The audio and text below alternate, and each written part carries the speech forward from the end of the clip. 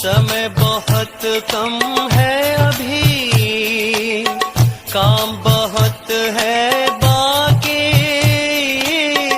रास्ते में काटे हैं, फिर भी बढ़ना है साथी।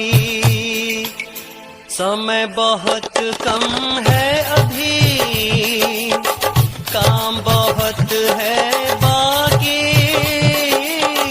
रास्ते में काटे हैं, फिर भी बढ़ना है साथी। भज ले एक नाम, यीशु नाम, यीशु नाम, यीशु नाम। आप सुन रहे हैं सुबह संदेश मॉर्निंग वॉइस। अब प्रफुल्ल दास एन रेगुसरट से वजन से बांटा जाएगा। सुबह संदेश को सुनने वाले हमारे प्यारे भाइयों बहनों, आप सबको प्रभु यीशु मसीह में प्रेमी सलाम। सुबह के हमारे अध्ययन के लिए लूका सुसमाचार अध्याय 15 कलम 20 हम पढ़ेंगे। Book of Luke chapter 15 verse 20। तब वह उठकर अपने पिता के पास चला। तब वह उठकर अपने पिता के पास चला। बहुत सुंदर एक शब्द है, हम यहाँ पढ़ते हैं। परमेश्वर के वचन की एक एक शब्द, एक एक मात्रा, एक एक बिंदु आनंददायक है और आत्मिक पोषण देने वाले हैं।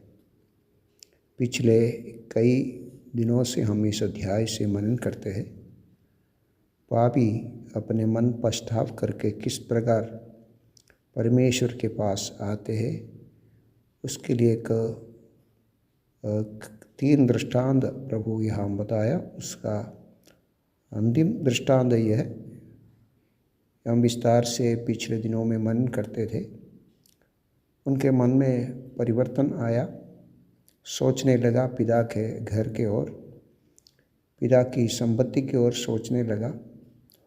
और अभी सारी सोच विचार अभी अपने मन से एक तैयारी के साथ जिस जगह में वो रहता था वहाँ से उठा और हम पढ़ते हैं अपने पिता के ओर चला।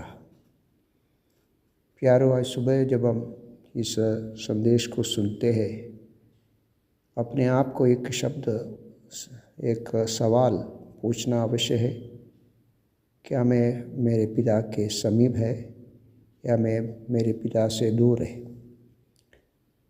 पिता के समीप रहते हुए भी मन से दूर रह सकते हैं। जैसे ज्येष्ठ पुत्र के बारे में हम पढ़ते हैं कि वो अपने प्रिय भाई को देखकर अंदर आने के लिए भी मन नहीं लगा। तो प्यारों, पिता के समीप रहना अत्यंत आनंद है, लेकिन मन से नहीं है तो उसमें कुछ मतलब है नहीं। यहाँ ये पुत्र अभी मन से ठान लिया कि मैं वापस मेरे पिता के पास जाऊँगा। और जिस कार्य में वो रहता था, जिस पाप में, जिस अवस्था में, जिस कंगाल परिस्थिति में वो रहता था, उस परिस्थिति से अब उठा। आज कितने लोग ऐसे हैं, अपने पाप की अवस्था में, अपने पाप की गंदगी में, अपनी पाप की कीचड़ अवस्था में और काद अवस्था में रहते हुए अपने जीवन बिताते हैं। प्यारो, आज सुबह इस कलम हमको उत्तेजन दे ताकि हम उस अवस्था को छोड़कर पिता के पास वापस आए। और ये उद्देश्य हमारे पिता परमेश्वर के मन में इस सारे जगत बनाने से पहले उत्पन्न हुआ, क्योंकि प्रभु जानते थे, परमेश्वर जानते थे मनुष्य उसको छोड़कर एदन वाड़ी से ही निकलने वाले हैं। और इसलिए अपने पुत्र को उसने यहाँ भेजा ताकि हमको वापस उसके पास प्रस्तुत करे। या प्यारो, हमारे जीवन की अवस्था भी ये उठाऊ पुत्र के समान पिता से बहुत दूर थे। हम पाप और गंदगी में जीवन बिताते थे और परमेश्वर के आत्मा हमारे हृदय में काम किया, मन में विचार प्रभु ने लाया, इसलिए कि हम वापस हमारे पिता के पास आने के लिए एक मन उत्पन्न किया। मन में विचार लाने वाले, मन में विश्वास पैदा करने वाले केवल हमारा प्रभु है। प्रभु का आत्मा जब तक काम नहीं करता, जब तक ये विचार नहीं देता, जब तक ये प्रेरणा नहीं देता, जब तक ये विश्वास की तात्पर्य नहीं दिया, तब तक हम कुछ नहीं कर सकते हैं। परमेश्वर के पुत्र के द्वारा जो चुनाव परमेश्वर की ओर से आते हैं, प्रभु ने अपने शिष्यों से कहा, आप मुझको चुना ऐसा नहीं, मैं आप लोगों को चुन लिया। और प्यारो, ये महत्वपूर्ण बात आज सुबह हमारे हृदय में हम रखना है।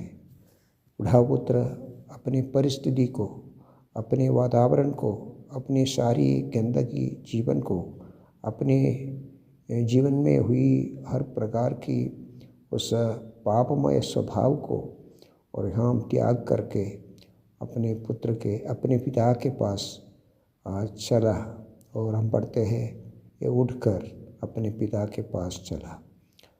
प्यारो, क्या हम आज सुबह उस पिता के पास आया? पिता से हमारी बातचीत हुआ? क्या हम उसके समीप हैं?